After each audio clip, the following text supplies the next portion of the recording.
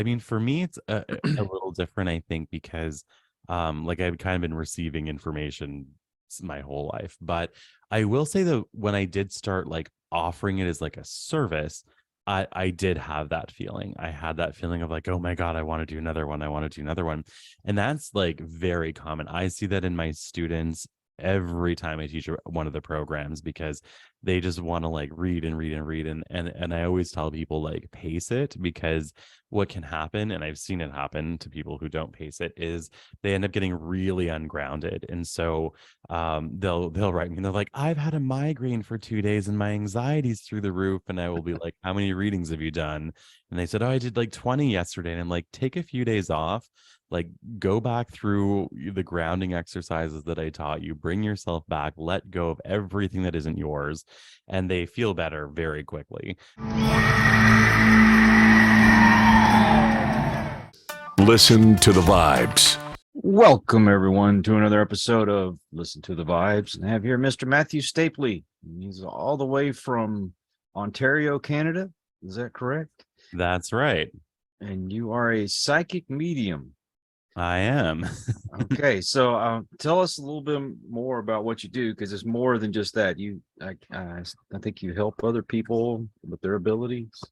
I do, yeah. So I was born a medium, and that was the career path that chose me, really. I don't, if I'm being totally honest, I don't think I had much of a choice in it. It just kept coming back over and over again. But I do love it, so that's good. And then, yeah, I do teach development courses. I teach people how to develop their own skills, their own abilities.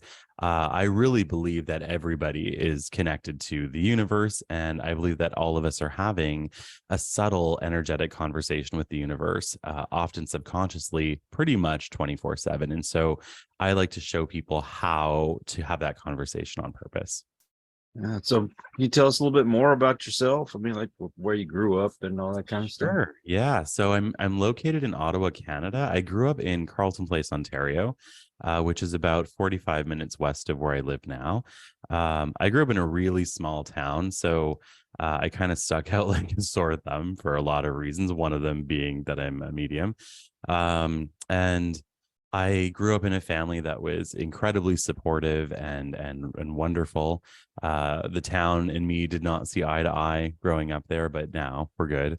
It's been an interesting time for sure.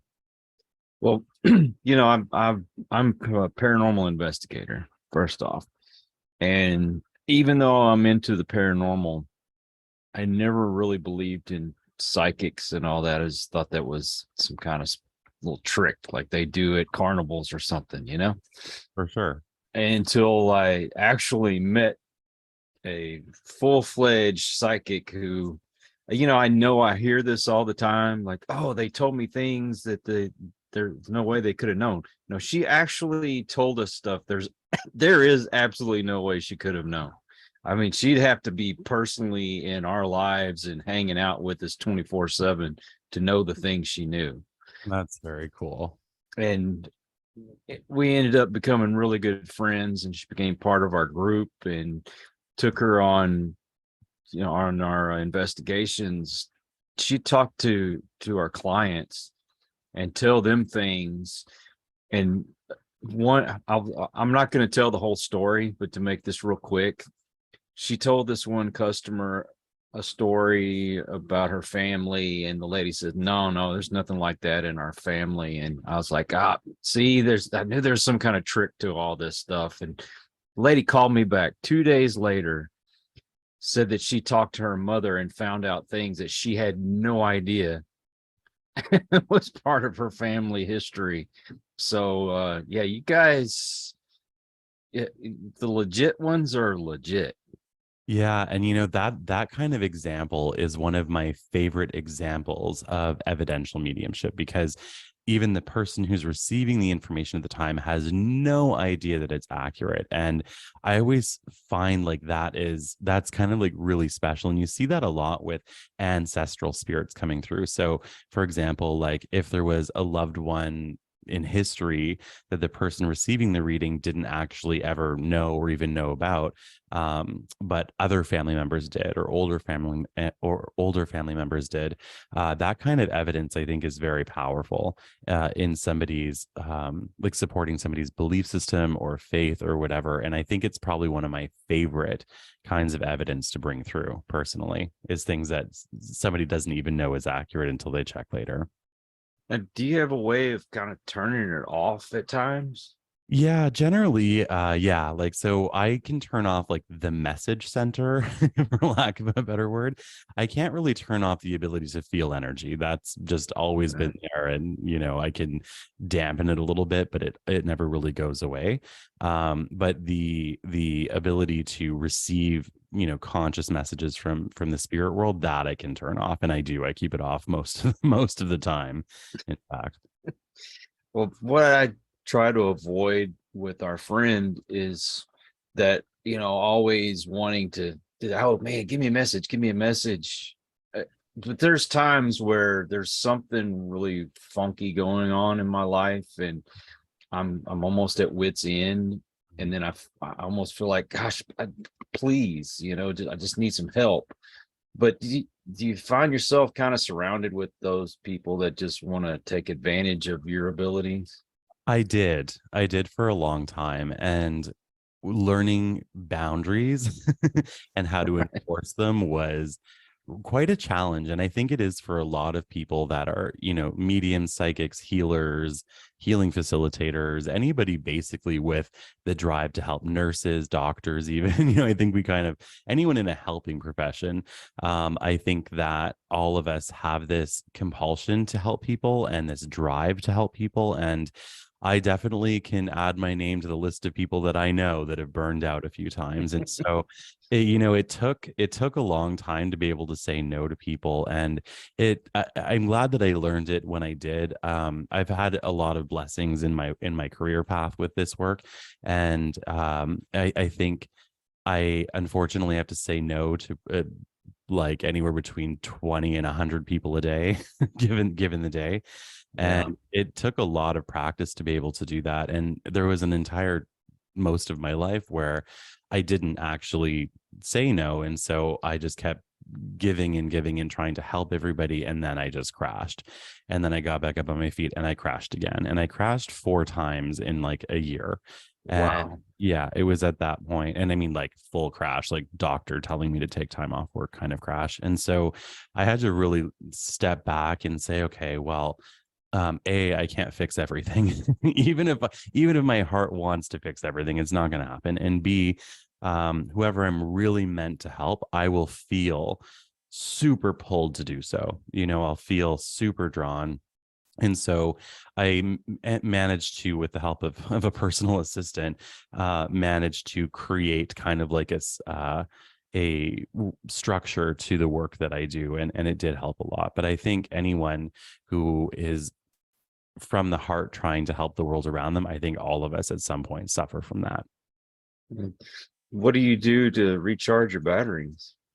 Honestly, I binge watch Hoarders and like when I should be cleaning probably, and other reality TV shows, and do craft projects. I hang out with animals a lot. I have a lot of pets, and I've made friends with a lot of wild animals that live in my neighborhood. So that's most of what I do. Like sit there covered in glitter, holding animals, watching Hoarders. About it. Now, is there times that you feel like you got to go talk to other psychics to kind of validate what you're feeling? Totally. Yeah. Totally. And I'm really blessed to have a really amazing handful of colleagues that have become amazing friends over the years. And there are definitely some mornings where we're all like waking up and we're like, has anyone else looked outside through their third eye today? Because it's a little mess. And then we all like kind of compare notes and see what we're feeling. And, I think the beautiful part in that is the world has gotten so intense over the last couple of years, well, really the last decade or so, but really, really intense over the last few years with the pandemic and everything that's happened, that there's an element of isolation with what people are feeling, and more people are awakening to their own abilities, to their own sensitivities, to their own empathic ability, and things like that. And so what I've noticed over the last like couple of years is that all these people are awakening. The energy in the earth plane is incredibly volatile. It's very intense, it's very heated up or hot. And so I think everyone's sort of feeling different things all the time. And a lot of people are coming to the realization that they're not actually crazy, that they're just feeling everything. And so it is really awesome to have a group of people of like mind to connect with in that way, because there was definitely times in the last few years where I thought I was completely losing it, only to find out that I actually wasn't. I was just feeling what other people were feeling. So what is your actual ability? Because I know some people is auditory. My wife is an empath. What is yours?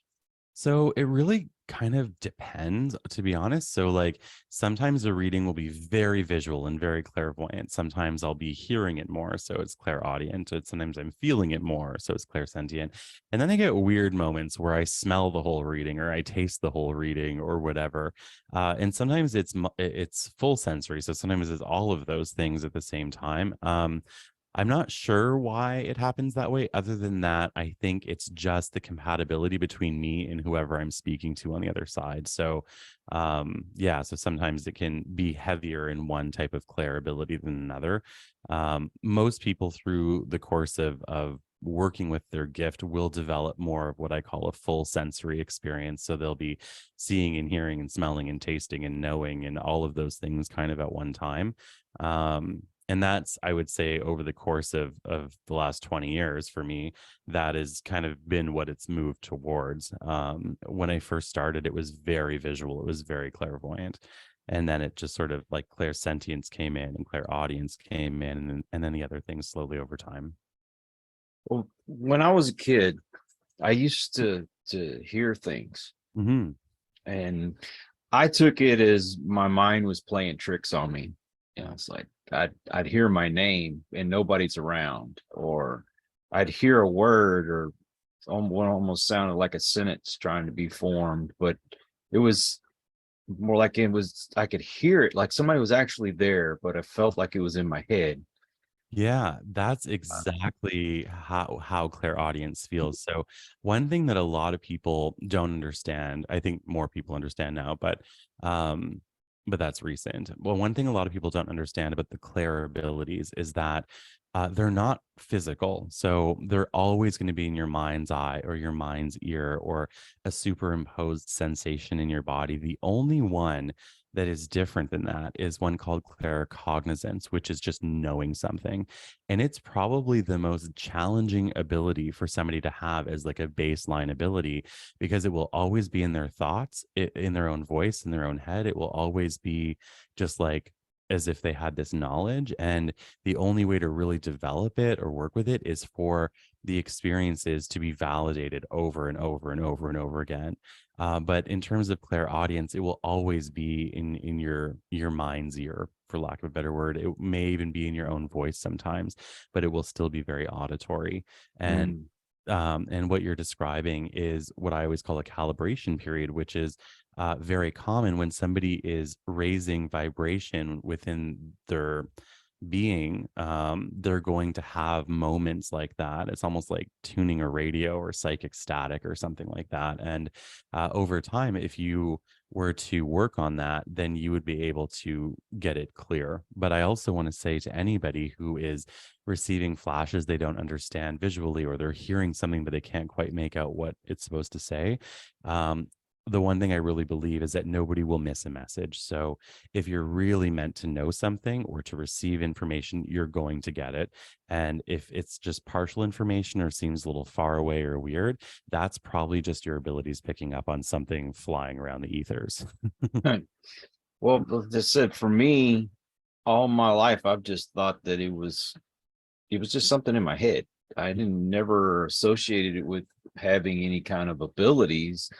I didn't really believe in that kind of stuff. Yeah. And it wasn't until a few years ago when a psychic had told me, you do have abilities. You need to hone in on them. You need to practice and do this. And although I've said that I'm going to take it seriously, I really have. I don't feel like I've done anything.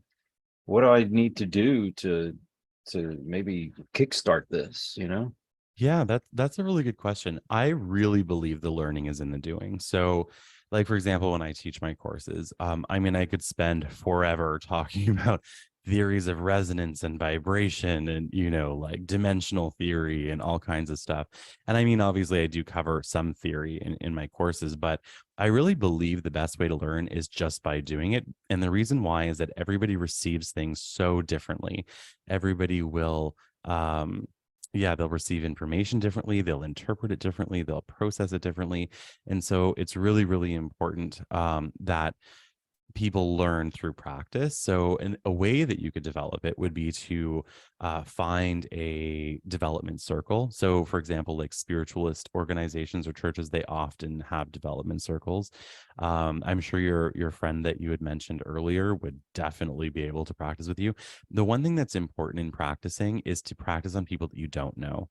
And the reason that's important is psychics and mediums lose objectivity when they know too much about somebody. So Right. my idea of like the best client ever is one whose name I've completely forgotten before I turn my video feed on. Because I really personally don't like to know. I don't like to know anything. And so, especially in a practice capacity, you really want to make sure you're practicing on people you don't know.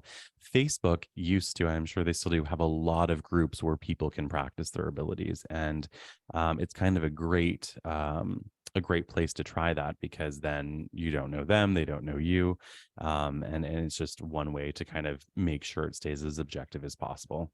Um, I I feel like I'm making this more about me than about you, That's but okay. I love talking about this stuff. well, Anytime. several years ago, this is just before I met my wife that I have now, I was in a pretty serious relationship, and just out of the blue, she split with me, didn't really want to have anything to do with me anymore, that kind of thing, and it threw me in a spiral. Mhm. I felt like I had a breakdown, but there was a point where I was hearing voices, and they were telling me some pretty nasty things, right, to do to myself. Mhm. And so that's I don't hold anything back from my audience, because I know somebody's probably gone through the same thing, but I Yeah. ended up in a mental institution, and because I was hearing all these voices. Come to find out later, where I used to live, which is literally not even a 2-minute walk to the cemetery from my front door, Mhm. there was a portal that went through my went all the way through my house. I didn't know this until a psychic told me, but I would notice that, like, my lazy boy chair would be turned upside down the Mhm. next morning, and that's not something that a cat's going to do, jump on the chair and make it flip Over. completely upside down. Yeah. um we had my when my grandfather passed away, his clock would be laying sideways on the floor, and, well, not on the floor, there was another piece of furniture that was there, and it'd just be laying right on top of it. Well, if it got knocked over in the middle of the night, I think I would hear it. It's a grandfather clock. No kidding. That sounds like it was like gently set down. Not, Exactly. But yeah. my point being is, how do you one distinguish if they are having a mental breakdown, or if they're actually coming into some ability? I think that's a really good question. And it's actually one of my favorite questions that I get asked. And I've gotten asked it several times over the years. So I've had some time to think about the answer. So, it can be both sometimes, I think. And the way that I don't try to pull them apart. Obviously, I'm not a psychiatrist, so I don't try and pull them apart. But what I will say is that any experience can be an illness if it makes your life unmanageable. So if somebody is so psychic that they are that it creates like really extreme responses in that are unhealthy, and it makes their life unmanageable, then it's an illness. Whether it's a brain chemistry thing or a psychic thing or both, it's still, you have to gauge and see, is this really impacting somebody's life in a harmful way? If so, then it's a pathology, but also maybe still psychic ability. And that's the way that I differentiate it. I think that anything can become an illness. And so we just need to make sure that however we're operating in our lives, that we're doing our best to make sure that it's in a healthy way. That said, I have met a lot of people who have gone through the mental health system and later realized that they were empathic or psychic or whatever, and learned to control their ability, and that helped them a lot. And the other thing is that when people awaken, basically what's happening. So, quick background, we live in the third dimensional space, right? Above us is the fourth dimension. That's the astral plane. Above that is the fifth dimension, which is the start of the spirit world. And so when people are awakening, what's really happening is their vibration is raising. And as that happens, they have to kind of traverse on some level that astral plane. And that astral plane can be a very intense place. It's not really a place I could care to hang out. It's a lot of like, mystical forest, nothing's quite as it seems kind of a vibe. And so when people are experiencing astral resonance or astral energy, what can often happen is they get overwhelmed. They hear really creepy things. They see a lot of shadows. They feel like things are watching them. If they continue to raise their vibration, they'll likely get to a space where a lot of that goes away. But even people who are skilled psychics and mediums, when they are opening up to channel, they will feel that heaviness before they hit that light, wonderful space. And they'll feel it when they come back down again as well. So I would just say, like, if it makes your life unmanageable, treat it as an illness. If it's not, then don't. Basically. And then even if it's a yes, this is making my life unmanageable and you have to take meds or get help or whatever, it doesn't mean on the other side of stabilizing yourself that you're not going to be able to explore your abilities. It's not always a forever thing. Let's see, when I was a teenager, I had what seemed like a very vivid dream, but I believe that I did an astral projection. Sorry, get tongue tied. I laid down, went to sleep, and I can remember sitting up in my bed and looking and seeing my body still laying there on the bed. Oh, wow. Walked out the door, and there was a door from my bedroom that led out to the front porch. I remember walking out the front porch, seeing everything in the neighborhood, the houses, the cars, everything. I remember looking up and noticing the trees in my front yard, traveling upwards. And as I'm looking down, I can see the roof of the house, and then I could see the top of the trees, and I could look around and I could see the sky around me, the clouds, then all of a sudden I could see the earth, and here's all these stars and everything. And I'm traveling, and I just remember this awesome feeling. But then all of a sudden I got this feeling of, oh my God, what if I don't get back? Mm. And then I looked down, and it was almost like I could see some type of tether on my foot. And as soon as I said, I don't know if I can get back, that thing just kind of straightened out and like yanked me. Everything that I had seen forwards, and I was now seeing backwards, but at a quicker pace, which, I mean, it was already at a quicker pace, getting up there. And then here I could see the top of the trees, see the roof of the house. Boom, I see my body laying there on the bed. I hit the bed. As soon as I hit the bed, I sat up in my bed. I was like, oh, Crash landing. whoa. And I'm like, wow, that is like the coolest dream ever. But now I look back and wonder, did I astral project? Is it really what happened? Yeah, that's what happened. For sure. I mean, that's like pretty classic astral projection, astral travel for sure. So I would say everything about that to me sounds like it happened, especially the part where you came back and that like jumping out of your body. That is like super common with people when they return to themselves. And so I think that's pretty cool, Kyle. And what seemed like it happened again, but I was quite a bit older. I was, let's say, in my mid-20s, and I can remember going into somebody's house, and I could see them sitting there watching television, but I'm checking out the place. And I'm not kidding you, it wasn't too much longer after that I used to be an exterminator. Mm. And I went into this house never been into before. And when I walked in, I'm like, oh my God, I've been here, and I knew everything, where everything was at. See, And it that's was from my dream. yeah, that's definitely so. And how long was the dream before the physical confirmation of the space? I I want to say it was less than 2 weeks. Okay. So yeah, so that's definitely premonition for sure. So you've definitely got some natural abilities that you should totally work on if you feel drawn to. That's pretty cool. Well, I've not been able to hone in and help anybody, so I doubt myself, and I think that's probably part of the problem. But Yeah. when you first, get I don't know, a reading right or whatever, is it kind of like an addiction, or like a Lay's potato chip? You just want to do it more, more and more. I think a lot of people, I mean, for me, it's a little different, I think, because like I've kind of been receiving information my whole life. But I will say that when I did start like offering it as like a service, I did have that feeling. I had that feeling of like, oh my God, I want to do another one. I want to do another one.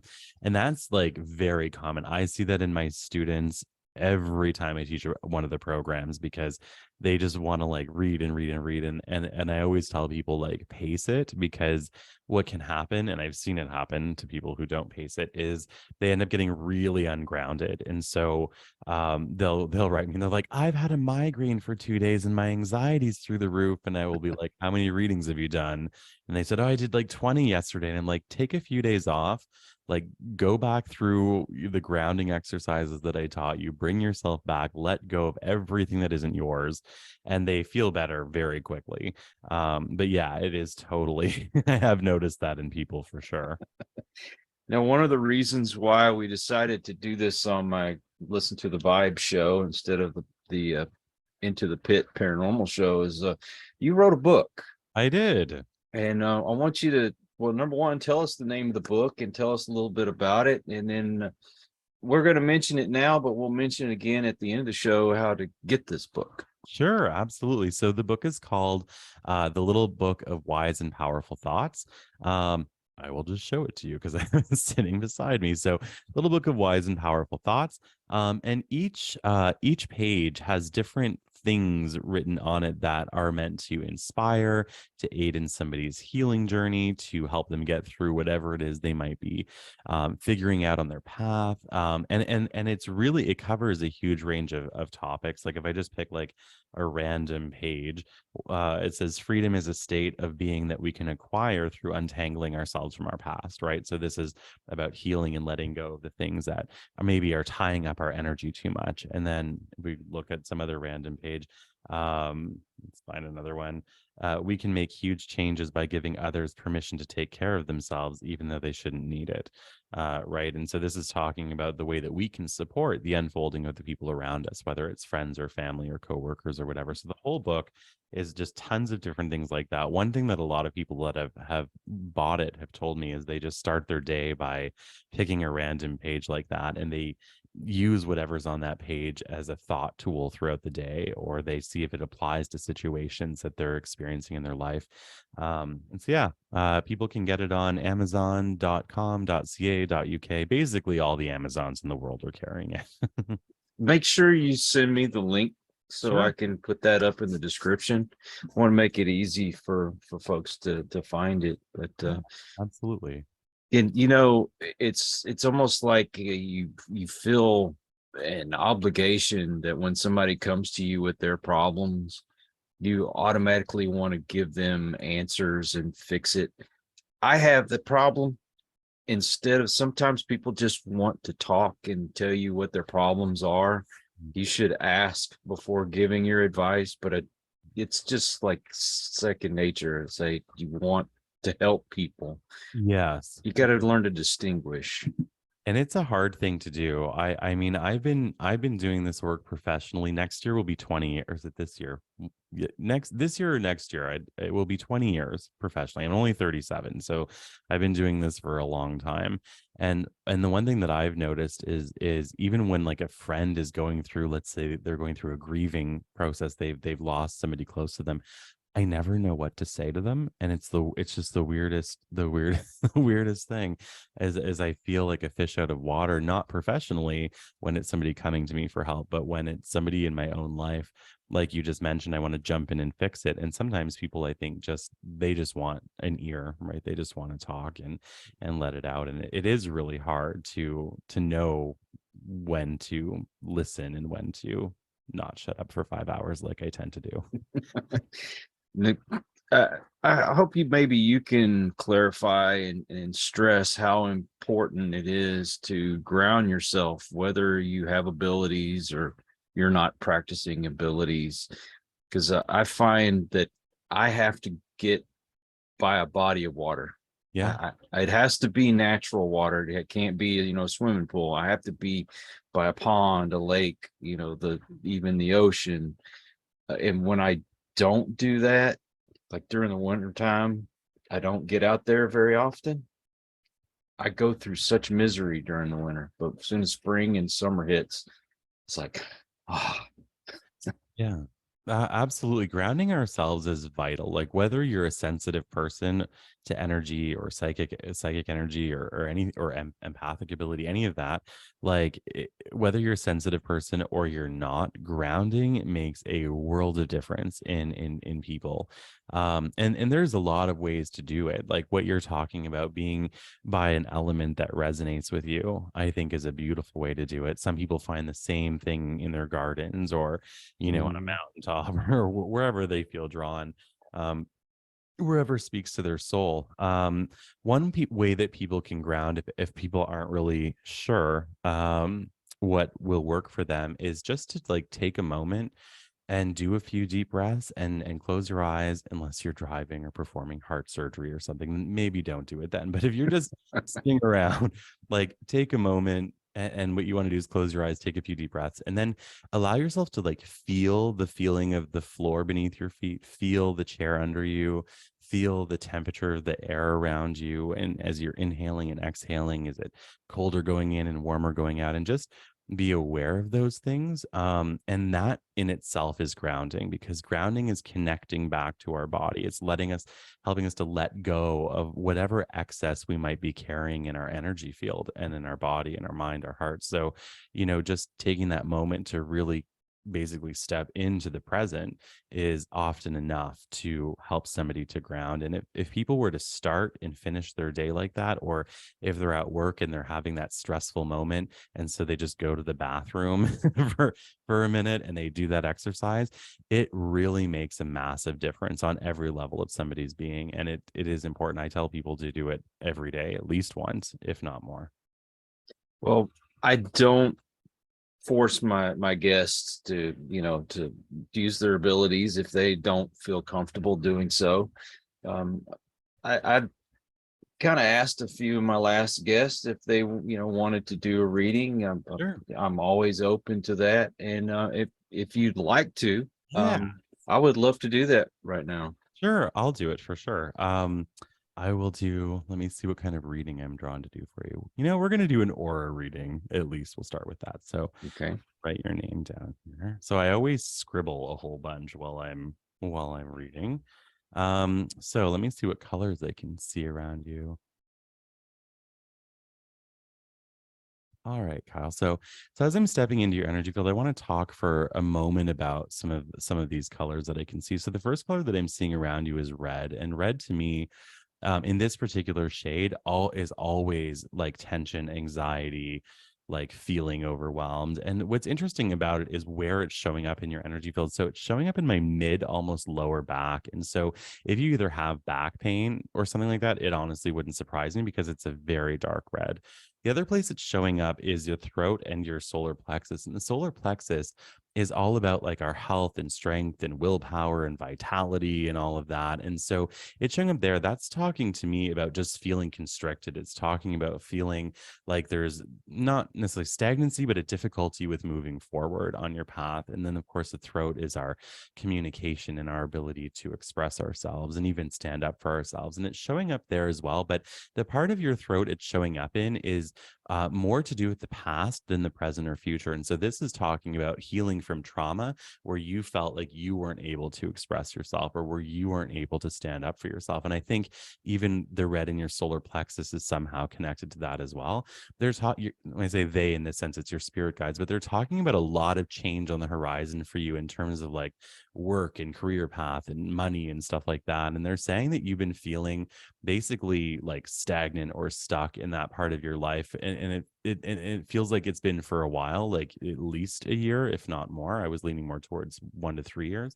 But they're saying that this is going to shift for you right before summer of this year. They're saying that you're going to feel that inspiration show up again. And they're saying that you've been juggling between different ideas in terms of what opportunities you can create for yourself. And they're saying that over the course of the summer, some of these ideas are going to start to come to fruition for you, which is really, really positive. They're also talking about a woman who is alive that is connected to you that is older than you. So if your mom is on Earth still, that's probably what they're talking about. But they're saying that this person has health issues of their own, and they're saying that this person has had difficulty with even emotional health. Like I'm getting a bit of a heavy heart here. And they're saying that, yes, you can help this person, but they also have to help themselves. They're showing me a broken mirror, which means that this person's relationship with herself is actually an issue, that she's not seeing herself clearly, that she needs to heal her relationship with herself. And I see the words forgiveness. So to me, this means that she has been very hard on herself for things that she either has done or just thought she did. And I see healing coming in for her, but she's got to kind of step towards that healing. As I'm saying this, I can feel a woman coming forward from the spirit world. And so this woman is coming forward from your mom's side of the family. She's coming in as much older than you. So again, this could be like a grandmother figure or something like that. She's coming in and she's giving me this feeling of having issues here. So heart, lung issues, but also here. So my brain begins to feel weird and foggy. And so I think that she had multiple health issues at her end of life. She's showing me the month of January is important to her. So this could be birth, death, or something else is significant. She's also telling me that she had lost a lot of children, either after they were born or maybe they were miscarriages, but I can see 4 or more, maybe even children with her on the other side. She's showing up kind of in black and white around you, which usually to me means that you didn't get to know them very well, or there was some kind of a disconnect of like time. So it could be that she passed when you were very young or before you were born, but she does come through as a guiding force around you. She's also showing me that she was from the middle of nowhere or like a small town, because I can see her standing in a field symbolically. I never see what they look like. Her message for you is talking about the family that you come from, and she's showing healing happening with different members of your family. She's saying that that nobody in your family has had a particularly easy path, and that there's a lot of trauma healing that needs to happen, and it's going to, as long as people step towards the opportunities to heal, which is really, really important. I'm getting a man coming forward for you as well. I can immediately feel that he had struggles on Earth. I can smell alcohol, which to me usually represents addictions or whether it be to alcohol, drugs, or emotions or whatever. It's just generally symbolic of addiction, but I can feel him stepping forward as well. He's talking about someone named Jimmy or James. I don't know what to do with names when they come through. I just basically give them and then I let them go. This man I feel was not very old at his time of passing. I cannot place him as an elderly man. I could place him as like middle-aged or slightly older than middle-aged.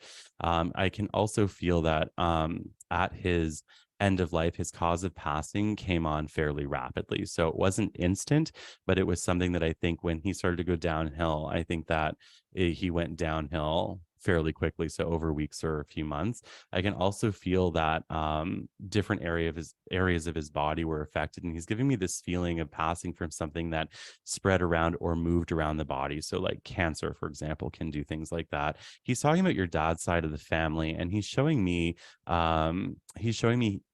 a need for addressing the past. And I don't know if he's talking about you or that side of the family in general, but a need for addressing the past, learning to see things clearly for what they were and guilt-free. So to me, this means that either you or other members of your family are thinking about that side of your family and feel like something wasn't quite right, but also feel bad about feeling that way. And he's saying, see it for what it is. Like, do not try to sugarcoat the past, basically. So that's what I get for you. Breathe. Welcome to my readings. They go quick. Wow. Well, it's funny that you mentioned about the back pain because I am disabled. Okay. I have a disease in my spine that causes the bones to deteriorate. It's a slow process, but I've already had surgery on my neck, and the last surgery I had was on my lower back. And I actually had 2 surgeries on my lower back. They had to insert these wires that are nerve stimulators because I have a lot of nerve damage, and which was sometimes you'll see me twitch. It's because of the nerve damage. So I haven't worked in about 3 years. All right. So yeah, that sense of not being able to get out and work and do the overtime and all that stuff, I get disability, but disability doesn't pay very much, so I worry about that. Wow, with my mother, it's like you kind of nailed it right there. My mother doesn't show a whole lot of emotion. When my father died, granted they were separated, but they never divorced. But she showed no emotion whatsoever when he passed. And then my little brother, he ended his life a couple of years after that, and my mother didn't really show any emotion then. My grandpa passed when my grandma passed. It's almost as if she's just very stoic. Yeah, that would make sense with what I saw, because it felt like when I saw like the broken mirror, it felt like there was a really big disconnection between her and herself. So when somebody has that kind of a disconnection, I think like showing emotion and being present in the feelings of their experiences become really, really hard. And it's funny you mention a Jimmy or a James, because a friend of ours who in an indirect way was related to my dad's side of the family. And, his dad was married to one of my aunts, and but we all knew each other. We were all friends, that kind of thing. And Jimmy's a little bit older than me. Well, I'm 52, so you can imagine. I mean, I don't think he was quite 60 yet, but he was pretty close to it. But he just passed away just out of the blue. Oh, wow. It was a shock. Didn't expect it, but I know he drank a lot, and I think I was told he had a heart attack. So that would kind of make sense. Yeah. And my little brother was named after his father. So my brother was James. All right, so we've got a Jim and a James. All right, cool. So yeah, kind of blows my mind. You did not know that about me, and I don't think you could have looked that up before we talked. So no, and I think that when things like that come through, because what's interesting about this reading is like it's not all people that were super close to you on earth. So what I like about that is seeing how supported people are, even by people that we're like a little bit more removed through relations or whatever, which I think is really cool. I can feel, I know you have a wife because you mentioned her. I don't know. I think that was before we started recording, Yeah. um, but I can even feel around her like there's a gentleman in spirit that is showing up in a uniform, which usually means they served in like some kind of, you know, military, police, Air Force, something like that.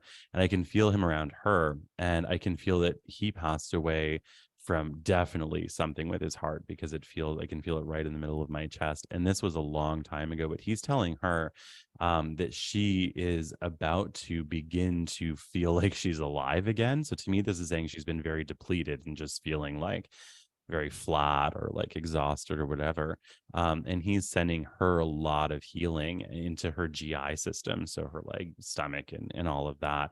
If in the next little while anything shows up in that area for her health wise, I know she's going to be okay, even though it may require a doctor like assisting with that or whatever. She'll be totally fine. It doesn't even feel like it's anything scary, but it is something that is showing up. I know you mentioned she's very empathic, and I can feel that. I feel that she feels everything all the time.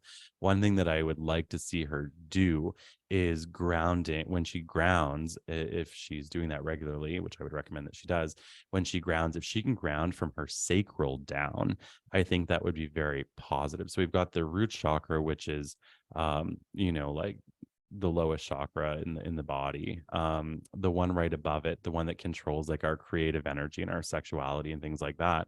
I feel like if she grounds from there more, so she's gonna get a better ground. And the reason why I'm saying that is because I can feel a lot of built up energy there, and I feel like this built up energy is a block of creative flow, and something about feeling off balance in terms of like maternal things. I don't really know how to place that and other reference points for it, but I can see that there's like either imbalance, insecurity, something. So if she starts grounding from there, it's gonna clear a lot more out. She's gonna feel a lot more present, which I think would be good.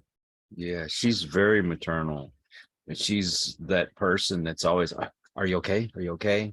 And I mean, I love the fact that somebody cares for me, but sometimes it's a bit much. You know what I mean? And Yeah. I don't mean that in a way to hurt her feelings. It's just No. I've been one of those that I've never got that kind of attention most of my life.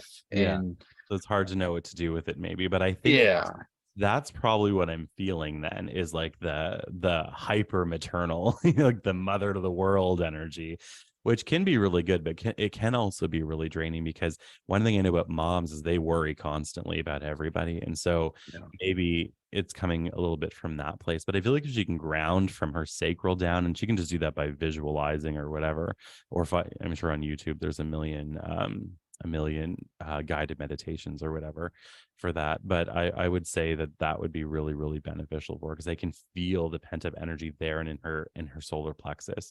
And I feel like it just needs to like go down.